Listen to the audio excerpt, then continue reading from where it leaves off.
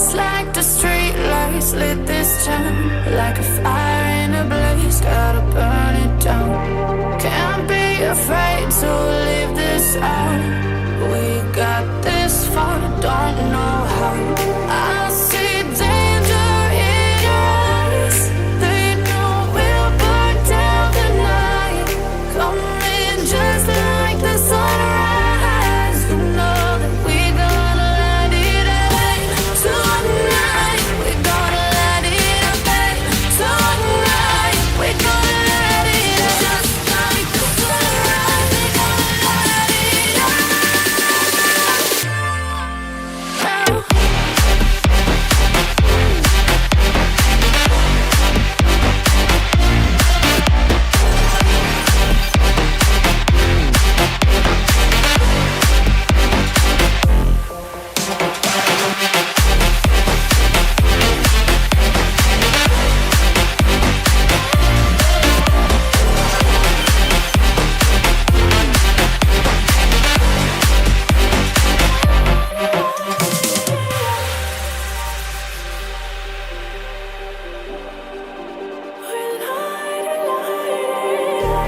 Just like a spark that's breaking out. Can't make a stop, can't turn back now. We know that there's no room for doubt. No, we can't turn back now. I see danger in your eyes. They know we'll burn down the night. Coming just like the sunrise. You know that we gonna light it up tonight. We gonna light it up tonight. We gonna light it up just like the sunrise. We gonna light it up now.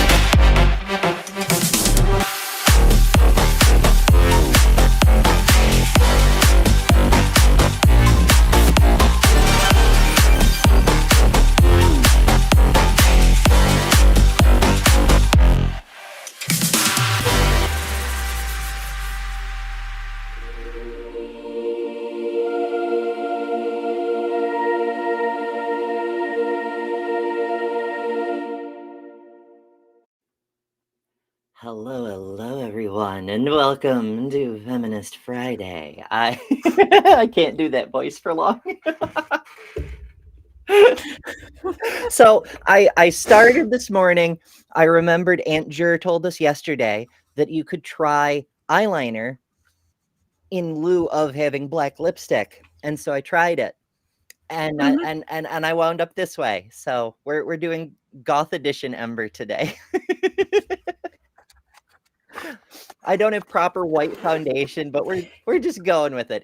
It's a fun time. It's an adventure. But I also got to, you know, I don't get to wear my fascinators very often, and I'm like, I need a black hat. Aha! I have a black. I mean, I do have other black. It's not important. It's not important. I am joined by the incomparable, the divine, the devilish, some might say, Lil of all trades. How are you? I am very good. Ish. Ish. It's one of those kind of days. Mm, Ish. It's an ish day. well, I mean, But considering yeah, today's topic, it's going. yeah. Yeah, I've got babysitting duty at some point today. I don't know exactly when. So that's fun. It'll be a surprise, you know, just like actual babies. M- Most of it is keeping him away from my dogs. He hit one of my dogs last week and it wasn't good. So I'm having to keep them separated. Oh no. Yeah, He should violence. know better, but whatever. A vest. Yeah, he's 3.5. So Oh well. Oh well. Okay, I have another another story, another tangent, if you will. And first of all, check this out. Whoops, this one. I figured out the QR code feature. Tangents. Yay! Behold.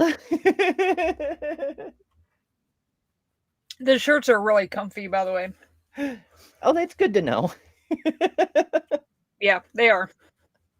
And hello to everyone in the chat. Thank you for joining us. Today's going to be different. I try to do a fun show, but it also, there has to be something to talk about, which means there needs to be a point. There needs to be a reason to address the thing. It's one of my own failings, I admit. I have to have a purpose when I want to work on something. So today for Feminist Friday, we are looking at anti-woman women, like but not exclusively Phyllis Schlafly. But before we get into that, I do have a story. So I was running around doing things. I stopped at the grocery store yesterday, and I'd go through the self-checkouts because I have to deal with fewer humans that way. And there happens to be, if you've been to a Walmart recently, there has to be like an overseer of the self-checkouts in case they flag a problem, which they do constantly. And so I'd run into this one overseer of checkouts before, and they're very loudly non-binary. Like they've got the vest has like all the pins. It's the non-binary pin and trans pin and pronouns pin and a bunch of other very progressive flavored pins. And the first time I went in there, I happened to be wearing this hat, and they lost their shit. They were like, "I love your hat." And we got talking a little while, and they were like, "Yeah, they obviously very openly about being a trans non-binary person." And so we chatted a bit about that, but not just about that. So because they were so into pins, I grabbed one of the pins from my Comic Con, which I designed. It's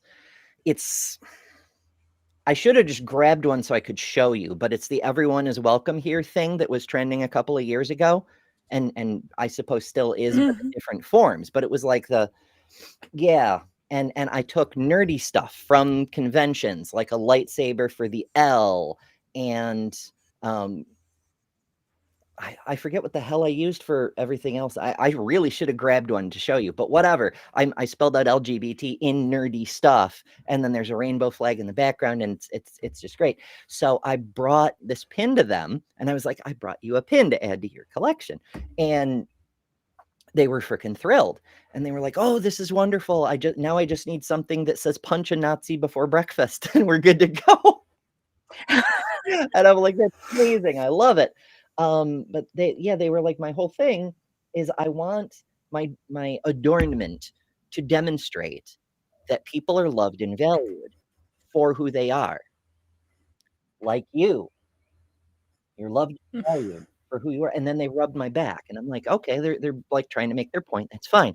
And then they went to go help another customer. And then after they were done with that, they came back and rubbed my back again on the way by and said, "You need to know you're loved and valued." And I'm like, "Yeah, I relate. That's sort of what I try to do. I try to build a community where everybody understands they're welcome, they're safe, they're wanted, not just tolerated." And that's one of the reasons I wanted to tell all you folks, because that is important to me, that people feel like they're wanted, not just tolerated. But then I can add something to that. But then they started like rubbing my arm, and I'm like, "Oh, we're crossing a line now." But yeah, I also kind of don't mind. I'm like, "Oh no." I'm like freaking out in my head because I'm like, "Do they like me? Am I reading into something? Am I getting my hopes up and there's going to be nothing there?" Well, I'm just like, "Nope, gotta go. Lovely to see you. Bye-bye." Oh, good Lord. I'm like, "Damn it, No, Ember, why are you like this?" But it was nice. I'm the same way. So. Yeah. So you wanted to add a thing about the people being I was valued. going to add a thing about you saying how you want this space to be welcoming and participatory for everybody. I had just started my channel, hadn't even had a video up, And Ember's like, hey, you want to come on? And I have not felt more wanted and accepted than by the Java and Jugs group of ladies, like, ever online. And that's saying something. I've been online most of my life. And so you guys are fantastic, and I love this entire community. And I also owe Dr. Kip for getting me into this community to begin with. Months and months and months ago. Yeah, it's Kip. It's all Kip's fault. It's always the nerds, isn't it? Because I've mentioned before I got to him. I got to him from Paulogia, and then got from him to Dr. Josh Bowen, and then it just kind of ballooned from there. So that Josh fellow, he's a bad influence too. This is the best community I've ever found. So thank you so much for accepting me here. I appreciate it. Well, it's even with me and my stupid little tiara. Hey, I mean, at least yours is on theme for today. Mine's all, first of all, it's tangled in my freaking old lady belt, but it's all silvery and shiny. And I think this was sent to me for my 37th birthday, I think it was. But yeah, my best friend sent it to me. So I have to wear it when I get a chance. Kip says, yes, hey, Kip, you are a nerd. You have a dog named after you. Only dogs only dogs are named after nerds. Sorry, it's just the rule of the universe. It's just objectively true, because like, tally up all the details we know about Kip. Wrote a book about a very esoteric topic in a scholarly fashion. Extremely good at math. Knows a lot about volcanoes. I mean, with lots of notes.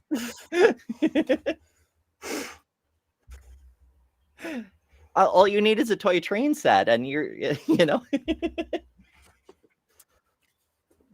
oh, I just, what is this? What do we have here? Metal Moses shirt. Kip Davis.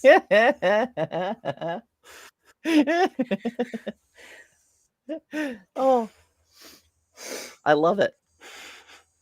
I just had it here, actually. I just realized that. I was just like, oh my god, I gotta grab that.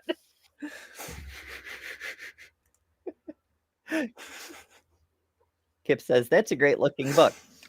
Hey, tip for broadcasting. I can't help but fangirl. There's Kip. There's the other Kip. The other Kip who eats sticks. Mm-hmm. Yeah, absolutely. The stick eating Kip. So as you know, Chris Mallard has been in the community long before I even discovered it. And a lot of the people that I'm still meeting to this day got their start in the community because of Chris Mallard's Daily Atheist Morning Show. And yet, it still took me pointing out to Chris when he rebooted the Daily Atheist Morning Show that you have to read the comment before you respond to it, so the people who are listening know what the fuck you're talking about. So you have to say, Lil says morning Kip, for example, and then respond to it. Yes. And there's a lot of people who just talk back to the comments as if everyone knows what's happening. It's like, no, you have to call it out so people know, just so everyone knows. It's one of those helpful tips that Ember throws out there from time to time. It's not easy being fabulous, folks. All right, that's about the usual amount of time I tangent for, I suppose. I mean, that was like a sea of tangents, but I'll still bring up the thing, because there's a thing now, and I'm proud of the fact I have things. And, if you want a thing, head on over to adamandeve.com and enter code word Brenly at checkout for 50% off almost any one item, 6 free movies, 3 free gifts, and free shipping on the whole order. Still not my ad. Pirated it. Avast ye lubbers. All right. We actually do have a thing today. So anti-feminism is alive and well, and it's very good friends with the extreme right. A lot of anti-feminists don't think of themselves as right-wingers, but they work for the same causes and often funded by the same organizations. But the people on the ground think they're thinking for themselves, even while they blindly parrot back propaganda. So let's meet some of them before we really get into the weeds. So this is a show on YouTube, something. I'm sure you recognize the format, if not the exact show it's from. This one is Feminists versus Anti-Feminists. And there's different pairings.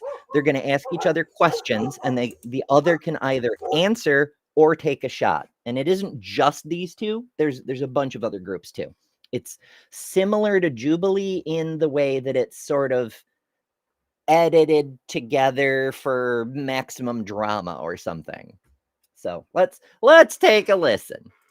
Oh, my name is Bailey. My name is Riley. I'm Charity. I'm Emily. I am Chauvin. I'm Peter. I'm the anti-fascist, but Feminist? Anti-feminist, sorry. Can you each take turns defining what that means for you? I view feminism as a social movement advocating for the equality of all genders. My view is anti-feminist. We were born and raised, and actually we tend to lean in towards those traditional ways. So why do you think we brought these two? So that's the first conception.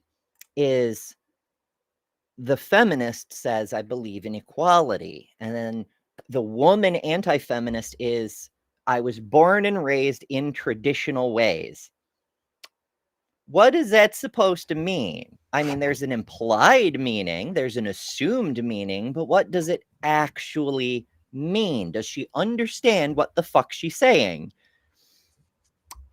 Perhaps we'll find out. Not likely. Groups together. It's really relevant today. There's a lot going on in the climate, so I feel like there's maybe even tension between women in general because of it. Yeah. So, should we start with the shot? Sure. Sure. Ready. What are some stereotypes you've heard about feminists? I imagine somebody with like hairy armpits and like has period pad earrings, and I'm like, I don't like it. What makes you? Well, I don't like it. It's icky. All these women. Yeah, like, just because you don't like something doesn't mean it's not valid. Yeah.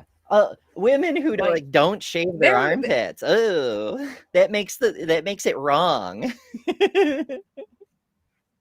Like, holy shit. Yeah. Right. And the thing Andrew says her argument is incoherent. Yeah. It's like yeah, that's pretty much exactly what I was gonna say. Oh, it hurts my head. It hurts my head. So to try to clear things out, a thing is not right or wrong because you like it or find it icky. That's an argument from consequence. That's a logical fallacy. You liking the thing does not make it true. You disliking this imagined idea of a person in your head doesn't make the position that they're supposed to be the personification of false. Holy shit. I do like the way they've got the groups framed, though. It's two sets of women, one of each feminist and anti-feminist, a man and a woman, where the man is the feminist and the woman is the anti-feminist, and then two men facing off against each other. So that's pretty neat. Like, feel that way? I don't know. I feel like the media mostly. Sports bras and tiny pants. Why do you feel that way? Let's go back a second because that's important. Mostly. Sports bras. I didn't go back far enough. Hold on. I don't like it. What makes you feel that way? I don't know. I feel like the media mostly. Why do you feel that feminism is inherently icky? Why do you think these thoughts? I don't know. The media mostly.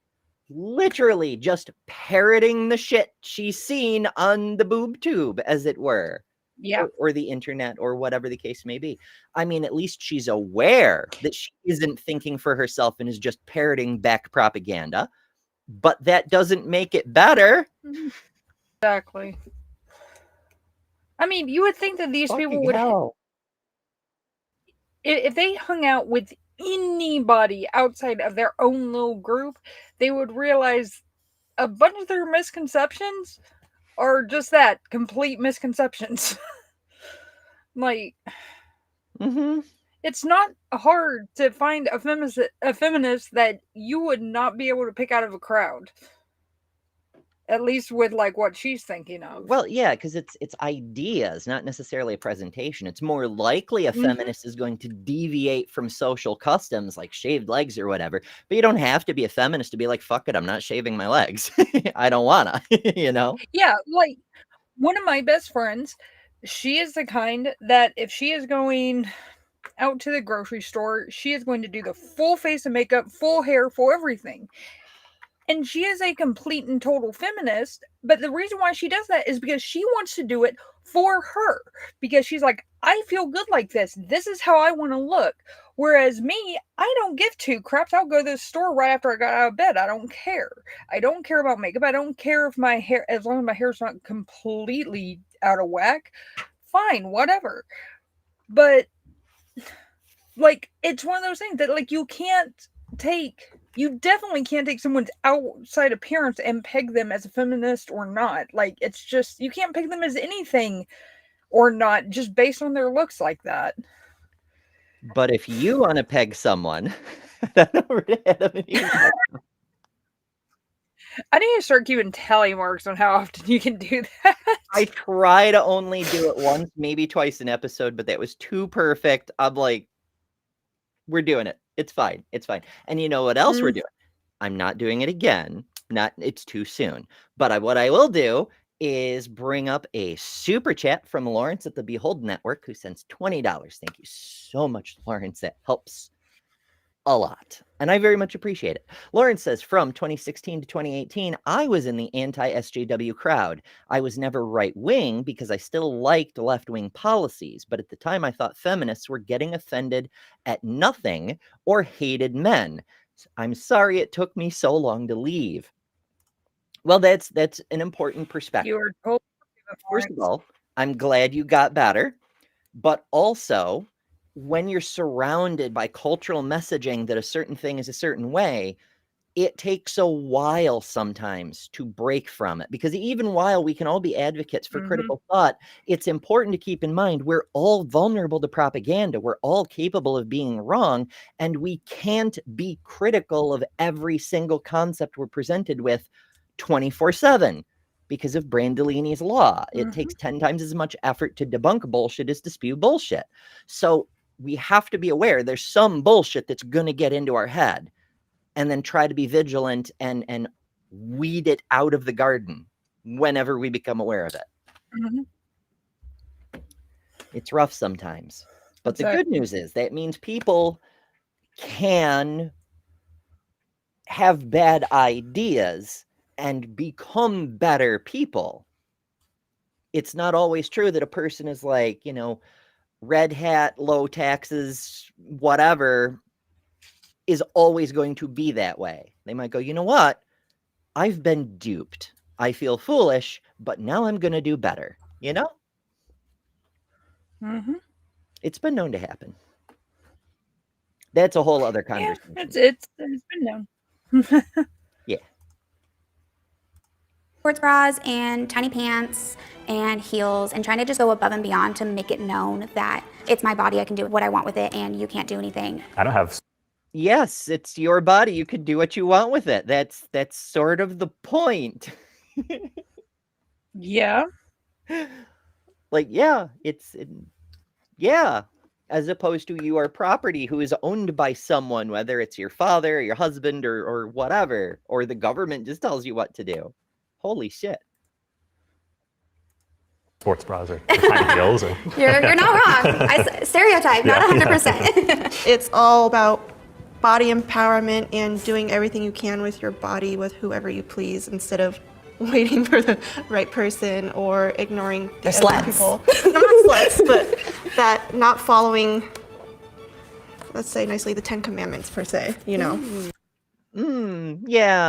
So What? the 10 Commandments, it says thou shalt not commit adultery, but it doesn't say damn thing about being a slut. Yeah, exactly. And also, I'm definitely not following several of the... First of all, which 10 Commandments? I don't know a single person who has kept the Feast of Unleavened Bread and kept it holy all these years. Not one person. I kind of wish someone did, because I'd like to attend and see what it's all about. There's bread, you say? I'm interested. But no. So we're probably talking about the 10 commandments that they like to pretend are the 10 commandments. The no other gods before me, which right there are other Oh, you gods, mean but whatever. You mean the kind that are in the classroom at the school down the street? Yeah. Probably. I mean, I haven't seen those, but I imagine they're the same ones. It's ridiculous. All the schools in Texas have to have 10 commandments in their classroom, but the way that some of the teachers are fighting back is absolutely hilarious. One took it to where they put the big bright pink poster boards and put tents of all the other religions all the way around it, so it looks like this little teeny square. In the middle, one teacher hung it upside down, and there's been a whole bunch of pushback.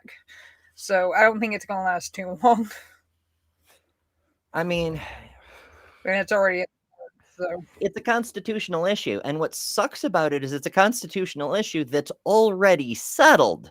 Like the Supreme Court dealt with this decades ago, but we don't have a functioning federal government, and not just because of the shutdown. It's because we're overrun with fucking incompetence. But never mind that. Tangents. It's another topic for another day. Maybe Monday. I don't know. We're still discussing what we're going to discuss on Java and Jugs when we pirate Chris's entire channel on Monday. And Cher says, put some garlic on that bread and just try to keep Ember away. It's true. I find garlic bread irresistible. It's like that Family Guy episode with James Woods where they're like, ooh, piece of candy. Ooh, piece of I'm like that with garlic bread. I'm just like, wow. This is why I was 340 pounds before. And there's garlic bread there. We're gonna have a fight. There's gonna be a fight over the garlic bread. Where's my weapon? I don't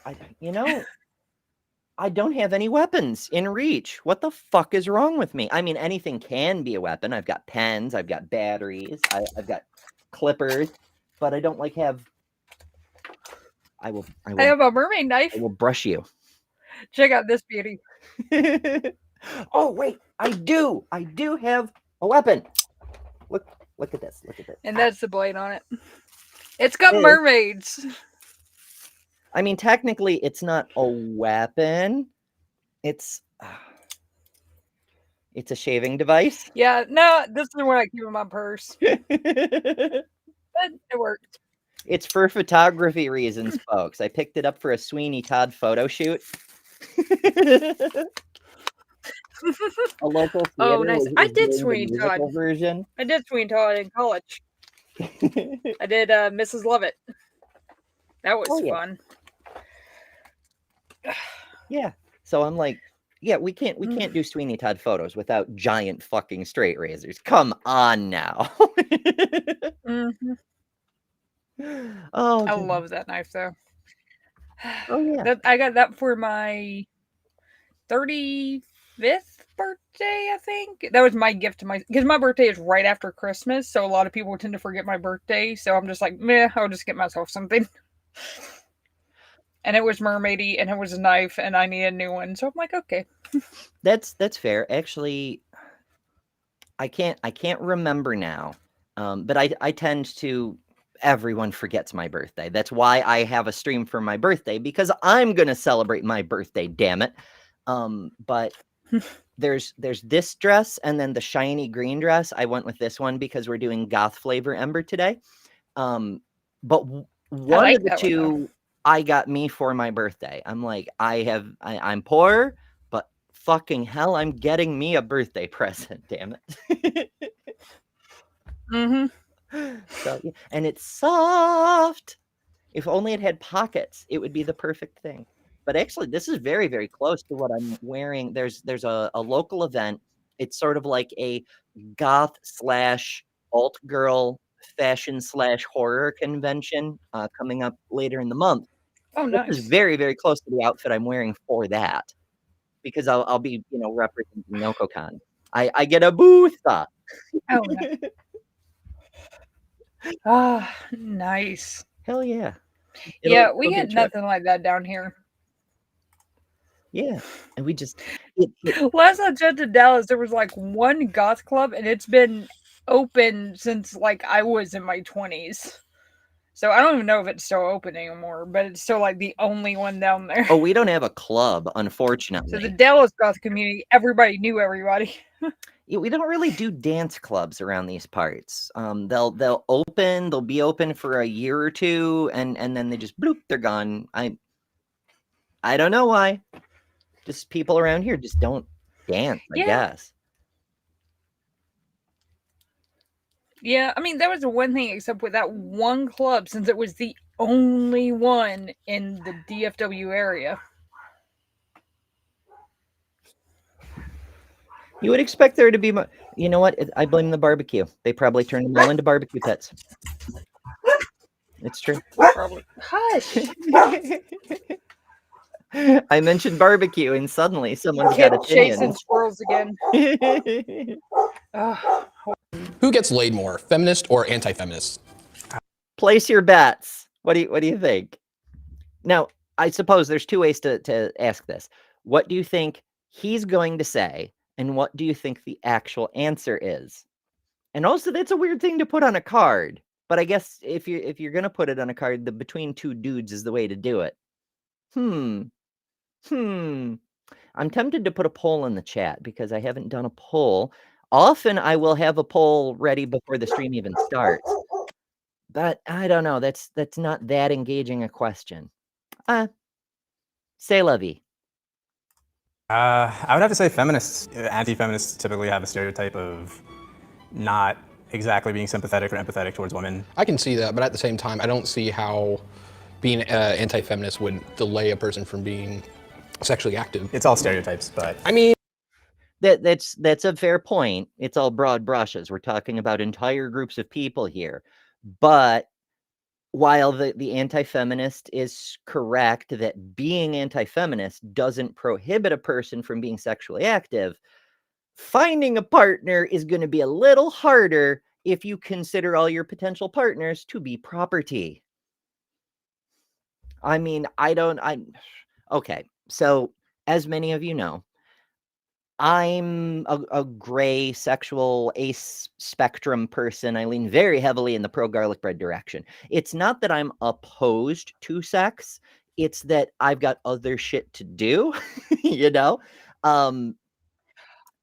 Yeah. But when it comes to choosing people to be with, I have been, let us say, somewhat not very particular over the course of my life.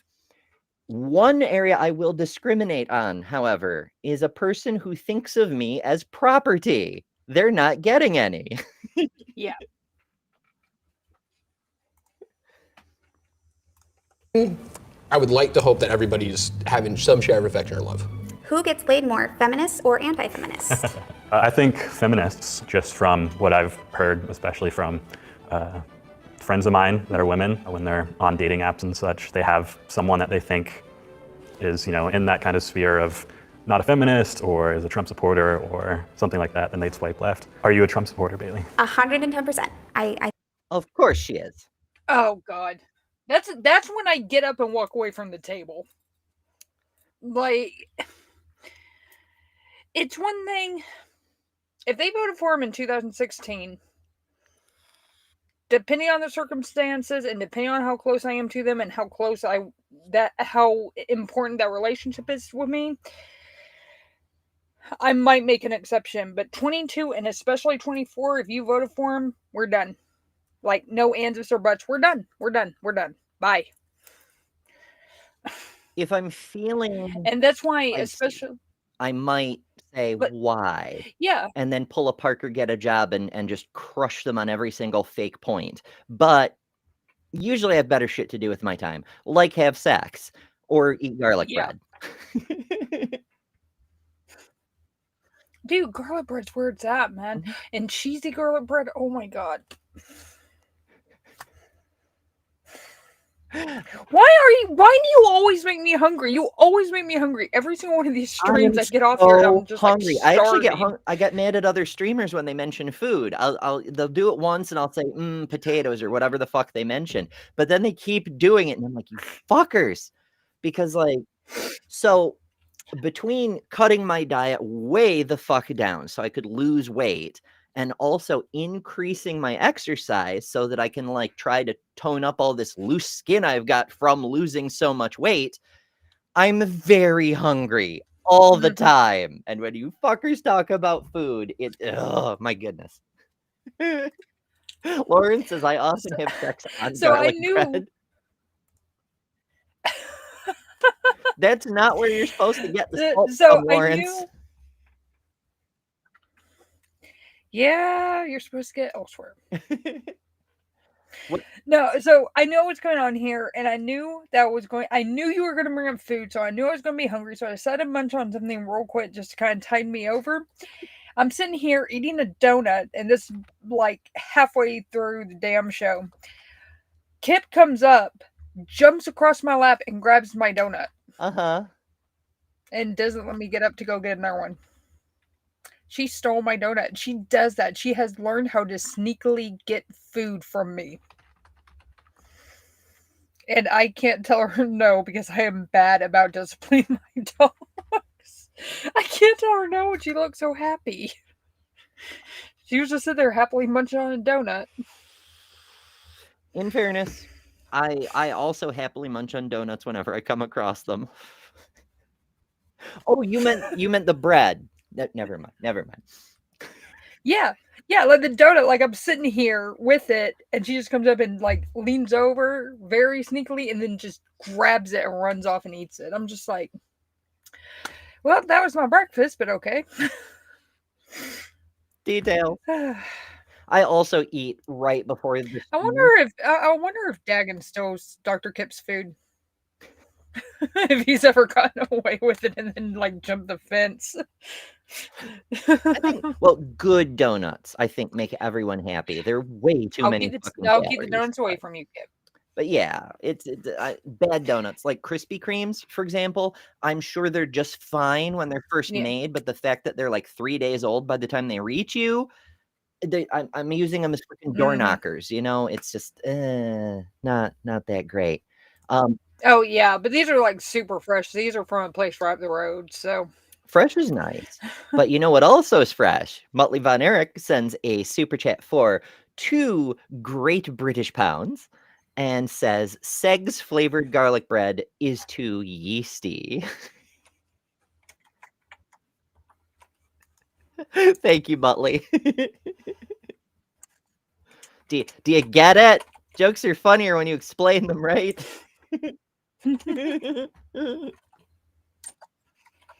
All right, moving on. Thank you, Muttley. I think he did a really good job at running the country. Since we're talking about feminism, what do you think of his comments on women?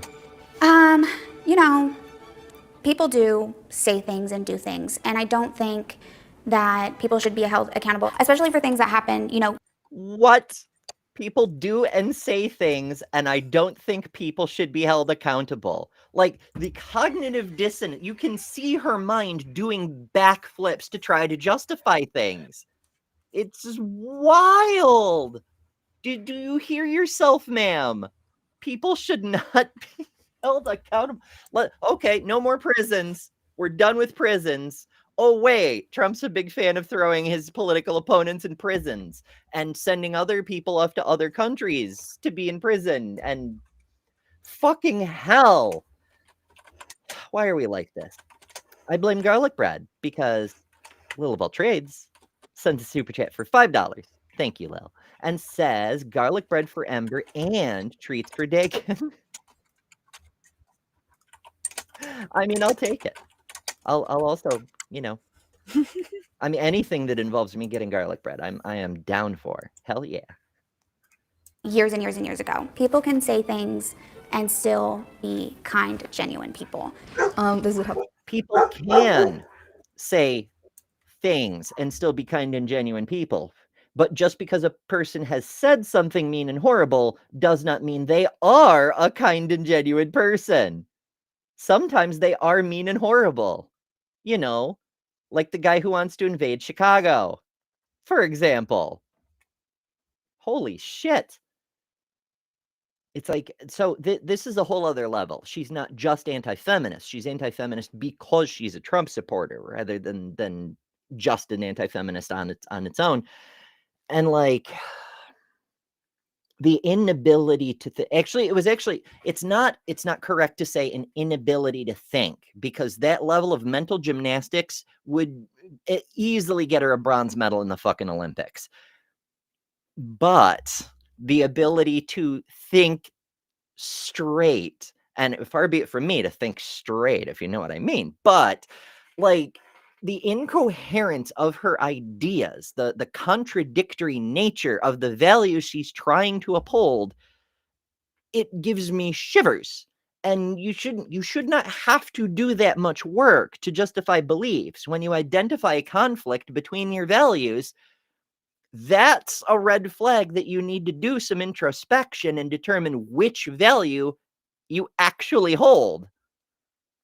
Like, is it more important to me that we own the libs and own the women, literally, or that, you know, our country makes sense and function, perhaps? Who's to say? Who's to say? You can hold both values. I'm sure it'll be fine. Fucking wowzers. Question. Oh God. Why do you hate women? What? Is that really it? Is the question. My answer is I do not hate women at all. That's a good answer. And we're not going to examine that any more deeply. Just, no, I think women should be property. I think women shouldn't have the right to vote. I think I, as a woman, should not be entitled to my own bank account or the same equal protection under the laws as men. But I don't hate women. The fuck? Why do you hate women? I don't hate women. The things that they're trying to stand for, I just think is a little ridiculous. There's been so much time of us doing the same thing, and why would we want to change that? I wouldn't say I hate women. Argument from tradition. You know, we spent so much time owning slaves. Why would we want to change that? I mean, if it works, don't break it, right? So for anyone who missed all of school, the reason we changed owning slaves was because it was hurting people. It was hurting the enslaved people. And that's exactly the same reason people are feminists, is because not having feminism hurts people. It hurts the women-shaped people. Holy fuck. Just believe in certain roles. I need to make this very, very clear. I do not hate women. Every woman's beautiful in their own way. I think the definition of feminism has changed over the last 60, 70 years. This is another one of those talking points that we get from right-wing media is, oh, yes, the first wave of feminism that believed in eugenics and black people being inferior, those were good feminists. They had a valid point. But all this inclusive intersectional feminism, this isn't what feminism used to mean. Rights for all women? Ew. How gross. Goodness. Lil has been gothifying before our eyes over in the corner there. Now that's just not fair. Your lips are shiny black and mine are just, I literally just did what Andrew said and I used eyeliner and blended it. It's just not, it's not the same. Oh, goodness. I've seen it move towards focusing on women's rights and their reproductive rights, towards being really hateful towards men and their ideals. What? Women having reproductive rights is hateful toward men? I don't know if we're going to finish this video, folks. I can't let these fuckers go one sentence without having to explain why they're fucking stupid. I hope I don't have to explain why that's stupid. Because one person having rights does not impact the rights or the level of hate against any other person. It's not pie, folks. It's not pie. Jeez. Wowzers. Of what is masculine and what isn't. So if I'm understanding you correctly, you agree with the principles of feminism, but you don't agree with a certain segment of feminists who you perceive to be more man-hating than they are about advocating for equality. Yes. This is a patriarchal society that is antithetical to what feminism says, which is we should all be equal. Define. I wonder how he feels about the men who hate women. Should they be allowed to feel that way? And also, while there are women who hate men, that's not really a central aspect of the movement. The whole point of feminism is that you have a choice. You don't have to be a 1950s housewife, but if you want to, you can do that. You know, like you can choose to be a housewife if your circumstances allow. You can choose to be a CEO if your circumstances allow, etc. You're not forced into one of these things because you happen to be a woman, but it works the other way too. You know, like the incels don't have a right to women's bodies. Fucking duh. But that's hating men somehow. These women with their bodily autonomy, they're denying Nick Fuentes well, I mean, he's kind of into femboys, but never mind.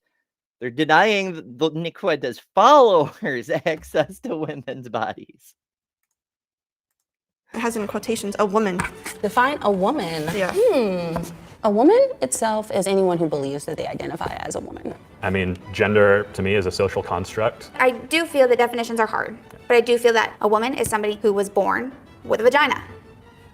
That's my definition of a woman. When you're defining I mean, so this obviously this question is the big one for the Matt Walshes of the world. It's supposed to be the gotcha, even though it's actually more of the Diogenes of gender philosophy.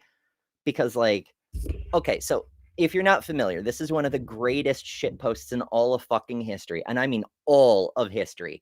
Plato was asked to define a man, and being the clever little shit that he was, he pops off with a featherless biped. And so the next day when Plato is holding class with all his students, Aristotle and the fun boys, Diogenes brings in a fucking chicken that he has plucked. It's like prepared for roasting, and holds it up and goes, "Behold a man." Like, anytime you get into definition fights, there's somebody could be an asshole. And the asshole thing is funny, but it's also a demonstration that definitions are descriptive, not prescriptive. You can't make something be a thing because it conforms with your arbitrary and inherently flawed definition, because all definitions are inherently flawed because our language has limits. The model is not the thing. Don't confuse the map for the place. A horse is not a chair. All these various things. Some definitions of women are better than others, depending on the purpose to which you are ascribing the definition. If you need to know for who should go see an OBGYN, who needs a vaginal doctor, a person with a vagina needs a vaginal doctor, for example. But in other situations, that isn't necessarily the case. Like, under her definition, trans men would frequently be women, and that's the opposite of reality. So it clearly falls apart with a single example off the top of one's head. But also, there are women who are born without vaginas. There are, and I don't mean women in the gender sense. I mean biological females, to put it in terms that Matt Walsh's crowd would understand. There are XX normal as fuck women who just experience vaginal agenesis for whatever reason. Sometimes it's a genetic defect. Sometimes it's a hormonal deficiency at the proper stage of development. Sometimes there's a number of other things. But they're born without vaginas. According to her, they're not women. The fuck? Lawrence says, I like Jovan's definition. That would be Jovan Bradley, the epic debate bro. I mean, he's more than just a debate bro. He's really fucking good. I enjoy Jovan. But he says, an adult human whose gender identity aligns with their personal schema on the female sex. Behold. Behold, a woman. Yeah, Joven's definition is pretty good. For debates, it's very good because it doesn't have that, ooh, it's circular. Now, that's another red herring. That's a mischaracterization. The circular logic is a fallacy. That's when you put your conclusion in the premise. But a circular definition isn't necessarily a problem because fallacies aren't part of definitions. They're just ways to describe what we mean when we use words. That's it. We're saying what we mean when we use a word. That's it. So when people ask me what is a woman, remember, they try to take the high ground by claiming a very short description. They're like an adult human female. Mine's even shorter. A category. Suck it. We have two primary behavioral expectational categories in our society. Other societies have a different number, but we have two. Woman is one of the categories. If you want to get more nuanced, we can. We can say everything that's not masculine, or we could say the opposite of masculine. But that it gets weird because there's a bunch of stuff that isn't. We've spent decades degenderizing a whole bunch of things, from Legos to jeans to rocket ships. You know, there's a lot of stuff that used to be men only that is now non-gendered, and there's a lot of stuff that used to be non-gendered that is now very gendered for some reason. It's societies are weird. So I just say a category, and then I get one fewer words than the assholes. Victoria says, I am interested in this suck it concept. And if you want to suck it, head on over to adamandeve.com. Oh, I'm not going to do the full thing. Not right now anyway, but you never know. See, I've said more than once, but I try to only do it once or twice per episode. So now I can't limit myself to once or twice per episode, or you all will think you know when it's coming. And if you want to know when it's coming, head on over to him. Kip, I still can't read it. What's that? I said, Kip, I still can't read Hebrew. Well, why the fuck not? I've been in his Hebrew classes. Because I've been in his Hebrew classes for months and I still can't read it. I'm trying. I mean, in fairness, I can't read Hebrew either. I just work here. I do have a Hebrew phrase saved around here somewhere, but that's not it. So I don't know. Honestly, I can't even read the characters because my monitor is so bad. But let me see if we can decipher what the fuck that means. My glasses on, so. According to Google, it's something along the lines of here or hither or here are or there we go. Almost like behold, you might say. Behold. Did I guess right, Kip? Is it behold? Oh, you are victorious. Says everything Kip writes translates as here. Equus says, I question about the term tomboy. It's almost a third gender. Almost. I don't know. It's well, okay. To be a gender, it has to be like a socially accepted category. And while technically you could make the argument that gender is like genre, like, you know, you've got rock and you've got country, but you've got subsets that are recognized genres in their own right? Like you've got metal, you've got glam rock, you've got things that are something else entirely, like R&B and the blues, and like there's a bunch of different genres. Gender's kind of the same thing. You've got your primary categories that people get all hung up on, and then you can have sub flavors. But I don't know, because tomboy tends to get applied to children. I don't know that it really fits as like a fully developed gender. Because when a person becomes like a late teen or even adult, we just call them a lesbian, you know?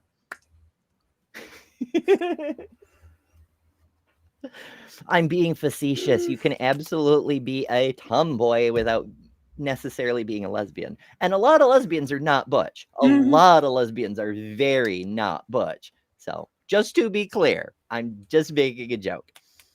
Anarchic Fox asks, Kip, could you write suck it in Hebrew? You probably could. And Kip says, it's the Hebrew word that is most commonly translated behold. Oh, points for Ember. I fucking nailed it with the help of Google, but I figured it out because Google's like, here is, there are, that's it. I'm like, behold, it's behold. Fuck yeah. Speaking of things that Ember has nailed, and no, I'm not talking about my past relationships. Best garlic bread. We've got a survey running in the chat. It's been going for about 20 minutes, so let's see what y'all have to say. So the question is, the best garlic bread, is it? When YouTube decides to actually show me, I should just read off the damn thing before hitting end poll and finalizing the results, because then it hides the poll while it processes. It's not going to fucking show me, is it? I think I killed it. I think I broke it. Let me try resetting the page, because I can only vamp so long while I wait for this damn thing to pop up. And okay, there it is. All right. What is the best garlic bread? 11% said butter only, which is valid. That is a valid way to take garlic bread. 22% said sex flavored. So clearly Lawrence voted more than once. And 67%, another super majority, said cheesy bread. And you know what? You're objectively correct. Cheesy garlic bread, while there's nothing wrong with regular garlic bread and it's lower calorie, cheesy garlic except that it's missing cheese. Fair enough. That's the only thing wrong with it. It's missing cheese. Oh my. Let's Farm says cheesy bread with both mozzarella and Parmesan.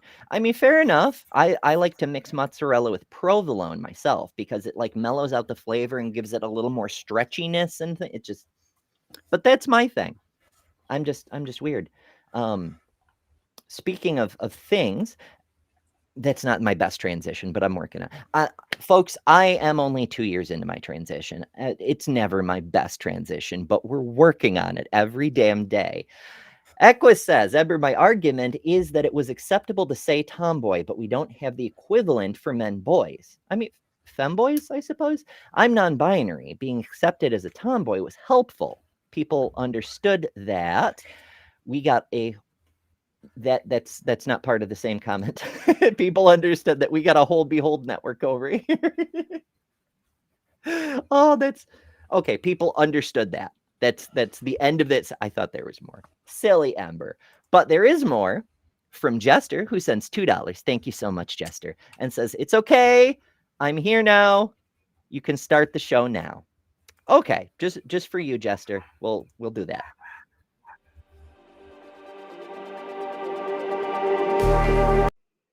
I'm kidding.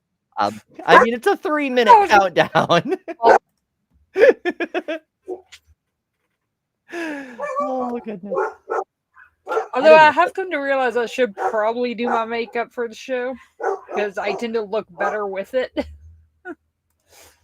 Okay, so that's a thing, right? Like, I do like to do my makeup. It is fun, and I feel more confident because I do look better when I've done my makeup. But also, working on my own confidence, of feeling like I can show my face in public without makeup is very helpful for my confidence in an entirely different way. And on the plus side, it makes my life a little easier because now I have that little intellectual lever I can pull on to say, I need to go to the store. I'm not going to spend an hour doing my damn makeup because it's good for my confidence. It's a valid reason to save time. So hell yeah. Whatever you gotta do to motivate yourself, or lack of motivate yourself, as the case may be. But in this case, it's just like to get to the damn store. I mean, honestly, it's so hard sometimes. The first time I ever had a panic attack about going out in public was going to Walmart to get groceries. because, you know, in order to get some of the surgeries that people like me need, you have to live as your gender full time for, it varies from doctor to doctor, but generally 12 months.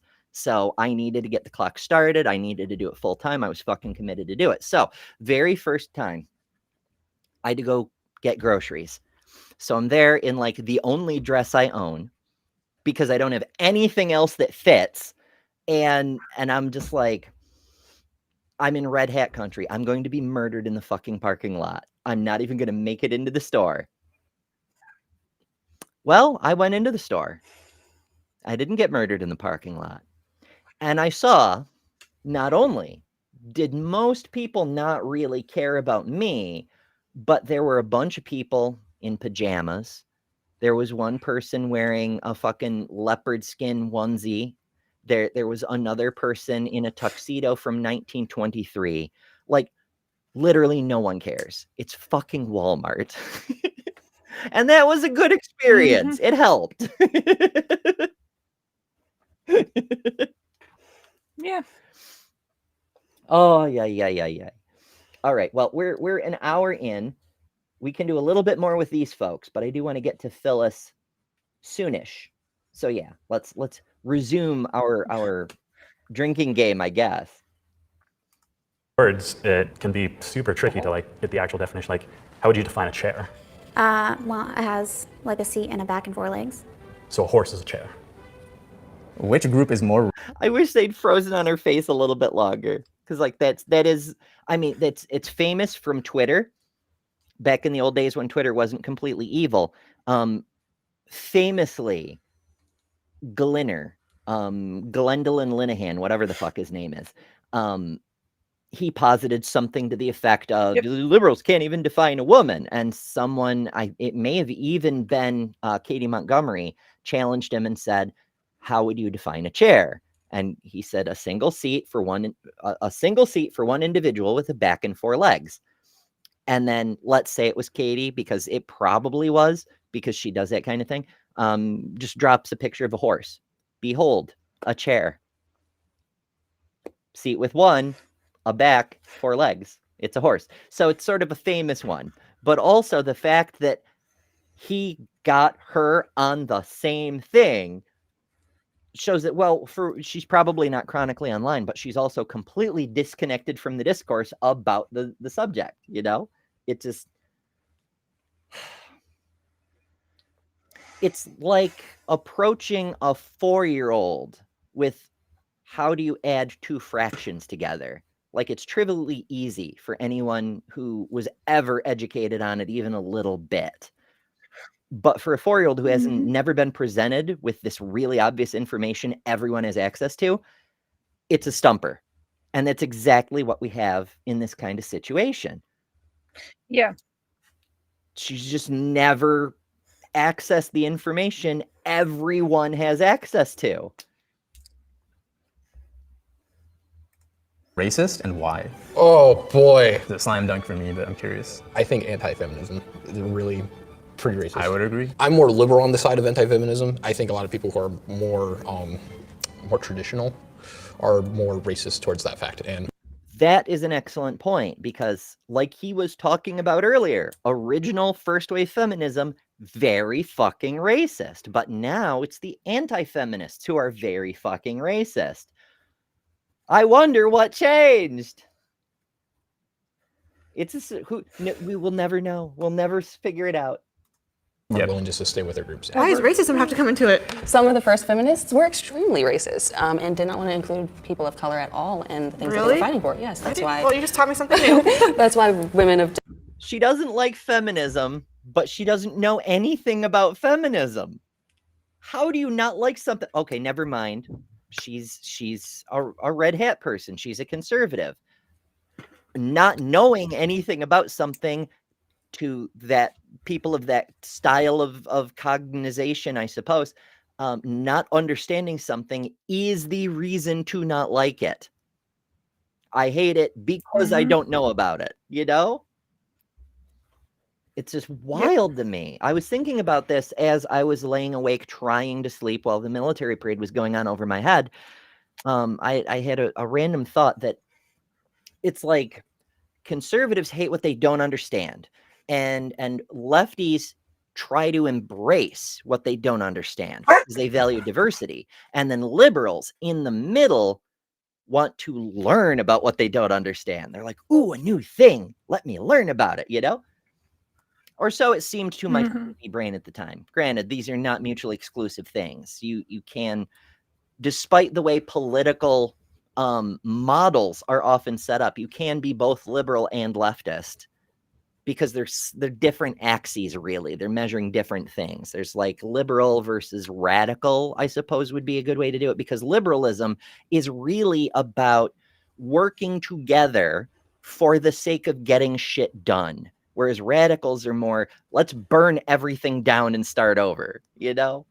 But I understand people in the US have no fucking idea what either of those words mean, because liberal is used as a cuss word against people who are neither liberal nor leftist, and radical is used by everyone in place of extremist, when neither of those is true.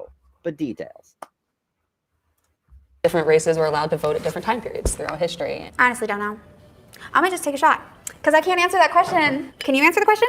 Yeah, I'd say generally I think anti-feminists are more Yeah, racist. I figured you'd say that. Why? Because there's typically a lot of beliefs that tend to go together.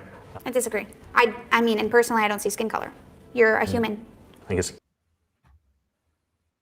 I don't see skin color.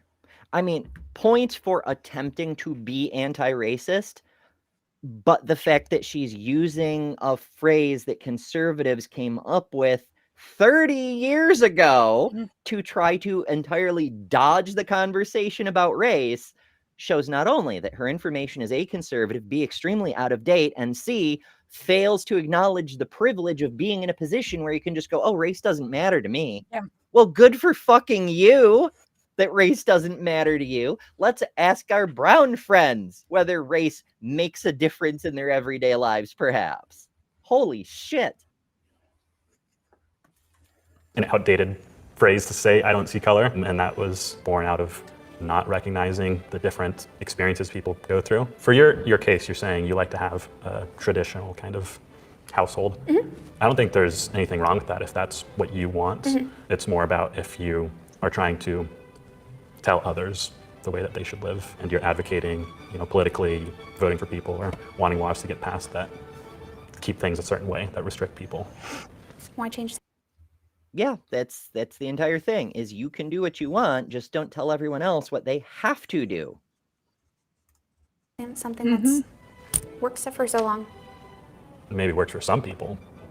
What are Nailed it. That's the perfect response in most circumstances. But whenever I'm changing the windows in the wrong direction, I'm bad at my job, folks. So if you're new here, subscribe and watch me screw up left and right because it's fun. I was thinking earlier, I haven't said subscribe yet in this video, and I need to at least say like, share, subscribe, or I lose my YouTube license. It's in the contract. Yeah, keeping it short and not directly offensive, challenging the idea and not the person is a perfect response to that kind of propaganda bullshit. Make people question their thing without getting defensive because you're not attacking them or their character as a person. That is an ideal response. Excellently done. It's not about you. It's you have this idea. Well, it's worked so well for so long. Maybe it's worked for some people. ... Heavy silence. It's not getting right. It's not about us versus them. Feminism, at the end of the day, is about the ability for us to be able to work together and pick the best viable person to do the job, no matter what gender they are. Do you remember when Trump first got elected and there were the women's rights riots? Yeah. People had minor detail, because like I said, everybody on every side is vulnerable to propaganda, and sometimes dumb fucking ideas that are recharacterized by the conservative propaganda mongers get into our heads and we don't realize it. The women's rights rallies were not fucking riots. It was just a few million people wearing pink hats. It wasn't like January 6th. Holy shit. The little pink Not even hats with the close. cat ears, the pussy hats. So, I don't know what they were called. It makes me think a lot about white feminism and the way that feminism is expressed. Like me included too, have to like check themselves at every point and be like, am I listening to people more marginalized than me? Or am I like getting really excited about a movement and like doing something performative, like wearing a pink hat with cat ears and yeah. Give feminism. I have thoughts. Performative efforts are, to my point of view, my way of thinking is something is performative if it is only for the gesture, right? Like having a protest where people hold signs saying similar messages like down with fascism or protect people's lives or fund education, whatever. That's, yes, it's partially performative. There is a performance element, but it's done for the purpose of serving the goal of the thing you're trying to do. And so it's not just performative, which is what performative means when it's thrown out as a pejorative. Like you're only doing that performatively. It's not only performative. Anytime you want to make any kind of splash, there's a performance involved. You have to do a thing. And adding symbols is a great way to help do that thing. Like, if you had a million white women marching in Washington, maybe people would figure out it's the March for Women's Rights, but having a symbol to unite them all and so people can show solidarity. I mean, the right does the same fucking thing with the red hats, right? Like, behold, instead of red armbands, we have red hats. Hail Roman salute, whatever, you know, it's just, it drives me a little bonkers. One compliment or take a shot. Yeah. I'm taking a shot on that one. Now, does she just want to drink? Or is she that unable to give a compliment to her opponent? It's fucking wild. Let's take a shot and Why not both, right? I'll give you all a compliment. Clink, clink. I will say that I think feminists, radical or not, are real strong. Try to beat one down with your words. I don't think it's gonna happen. I think feminists are amazing in the way of they've made birth control, condoms more accessible, and I think as well as promoting there being male birth control as well. All right, game's over. That's valid. I mean, I would have liked to see the compliments for anti-feminists. Like, what the hell do you even say? Like, you're very resilient in your beliefs in the face of all evidence. I really admire the fervor with which you wish harm to come to other people. Like, what do you say to an anti-feminist? I don't know. I do know what I say to Pragmatic Crystal is thank you and you're the best, because Pragmatic Crystal is dropping all the links in the chats as she just flies in and just does all the things. And, you know, we very much appreciate you. You are the bestest. Yay. Oh, and also the help community members in trouble. You may have noticed pinned at the top of the chat, it no longer says help Ember not die. It now says help community members in trouble. That's because that goes to the website, betterthanember.com. I now have a page for lots of, it's not just me. I mean, I am still in financial trouble for medical reasons, but it's not just me. I've added Bree, who also is out of a job, also for Red Hat related bigotry reasons. Lena, who's in, I believe Lena was starting a job, but I haven't spoken in a little bit. Anyway, she's been trying to avoid eviction, and Kyle of Cosmic Kyle, who's been dealing with a whole bunch of assorted nonsense. It just, so there's multiple community members, so it's not just help Ember not die. And that's why that's there. But if you do want to help Ember specifically, we have a thing for that too, because QR codes apparently are the thing we're doing now. This particular one goes to Cash App, which is useful because it doesn't take a percentage of direct person-to-person transfers. But there's a lot of other ways you could, you know, help Ember not die if you were so inclined. Super chats are a popular one, and I do appreciate those. But if you want to, you know, avoid YouTube taking a large portion of it, there's Cash App, there's Venmo, there's a bunch of other stuff linked on my website. If you want to support what we're doing here on the channel, Joining memberships is a really good way. Then you get benefits that you can use right here on the channel, like all the custom emojis at the higher levels. The emojis are just 99 cents a month. But if you want to go to $2.99 a month, just the cost of a cup of coffee for a whole month, you get access to a ton of members exclusive content, members only live streams, and other things, voting on the new emojis.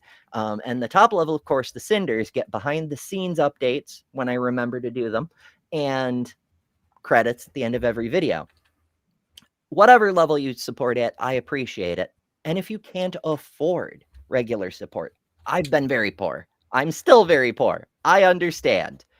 But there are ways you can still help, like hitting the like hitting the subscribe, and definitely by hitting the share. The share is the most underutilized video on video. Fucking hell. Why am I bad at this? I'm suddenly bad at I was so good yesterday. Today it's fine.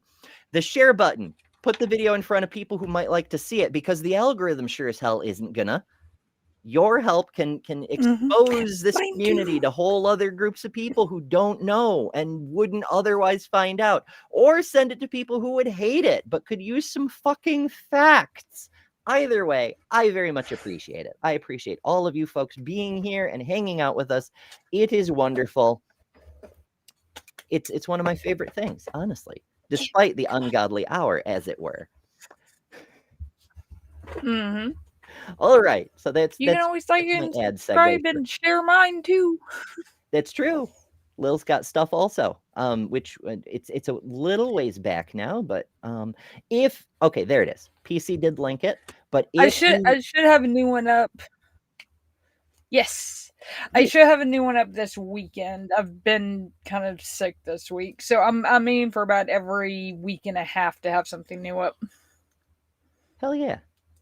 So, and just in case you do keep track of anyone's links, you can go to betterthanember.com, and right next to the store where you can get that lovely I'm just here for the tangent shirt, there's the creators tab. And on the creators tab, you can find a list of every skeptic, humanist, and science friend I know of who isn't evil. And I'm always adding more to that list when I come across new channels. When people do use the share button and I'm like, oh, look, a new channel, I'll add them to the list. There's over 100 there already. But all the cast members on Job and Jugs and Hot Topics are listed here. So if you lose someone's link, you can find it on the right side of the creator page on betterthanember.com. Lil's is right here, Lil of all trades. So yay. It's just, another helpful, useful little resource, because I do try to make the website useful for everyone, not just for, helping people not die.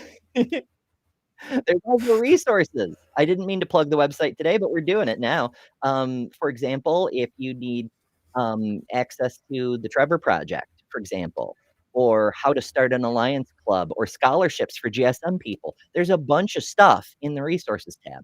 There's a bunch of links for science, trans biology, data on trans populations, intersex science, whole bunch of useful stuff. Like I said, I try to make it as useful. But we have other videos to get to, so let's get to those. So I want to introduce you, if you haven't met these folks.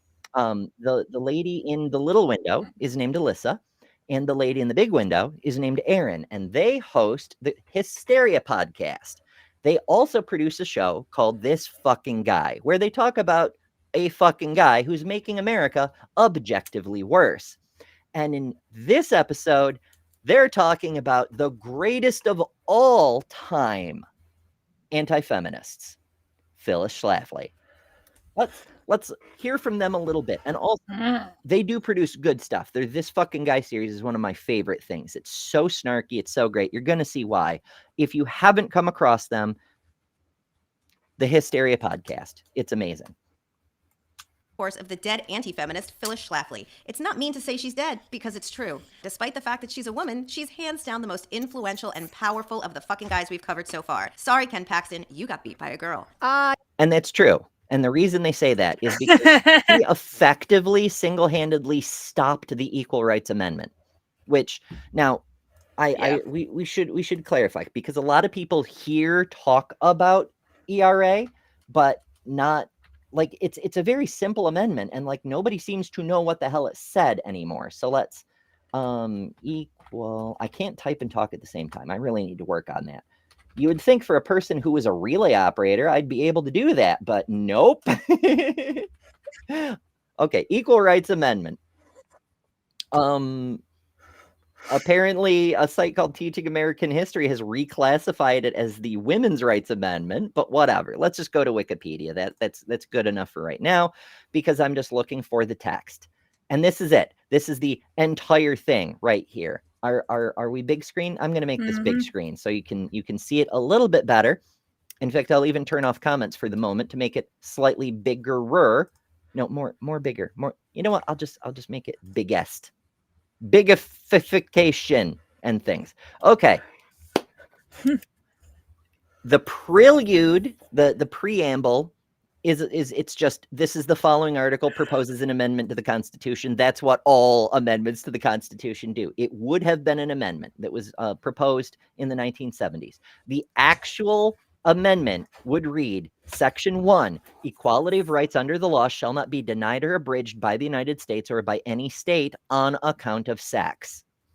That's it. Section 2, Congress shall have the power to enforce by appropriate legislation. I can't talk today either, apparently. The provisions of this article. Section 3, this amendment shall take effect 2 years after the date of ratification. Like, that's it. It's just the law shall not be abridged on account of sex. Congress has the power to make the law work. The amendment will take 2 years. There's a little delay. Some laws, especially things that they believe will involve major cultural shifts, they build a timeline into, like, you have 2 years to get ready for the thing. Whatever. I don't think that's necessary for the same reason, like we were discussing on Monday with Prager, the Brown versus Board of Education thing. Should we delay implementation? No, fuck you. Do it now. But whatever. That's the whole thing, is just equal rights without regard for sex.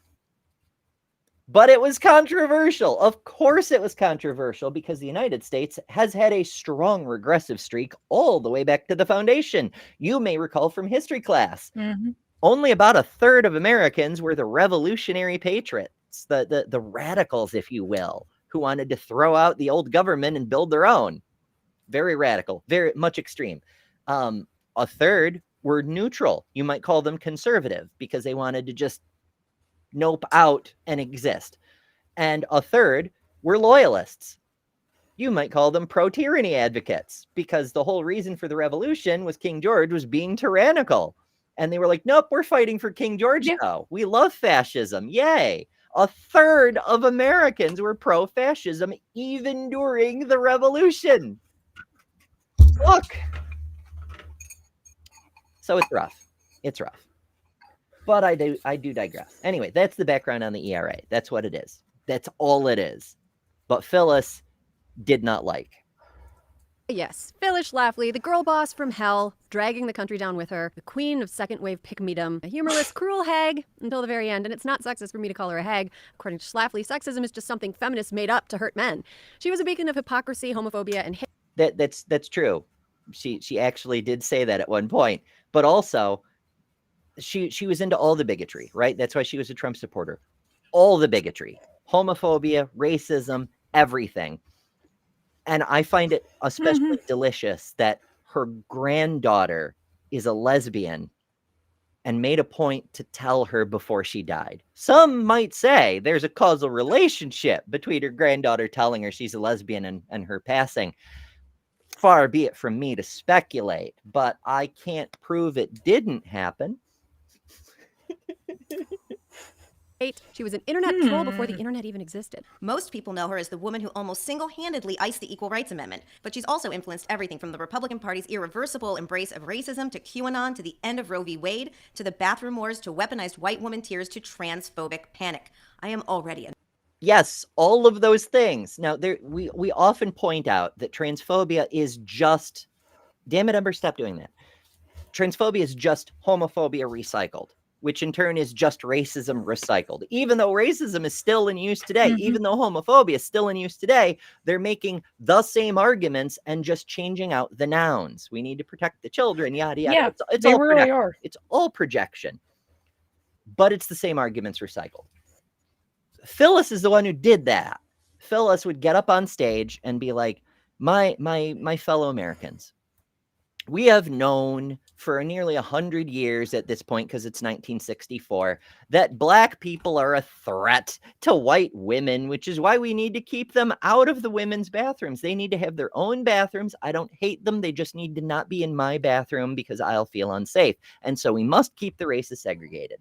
And then in the 80s, she stands up and goes, my fellow Americans, we have known since the 1920s, 60 years at this point, that lesbians are a threat to white women. And yeah, I don't hate them, but they need to stay in their own bathrooms. They can't be in my bathrooms because they make me feel unsafe. And then they turned around and in the late 2010s or whatever, they're like, my fellow Americans, we white women need to be protected from the other white women because I don't feel safe. Like, it's the same bullshit every time. You're just changing out the group that you're talking about because it's a grift. They don't actually care. It's just a grift.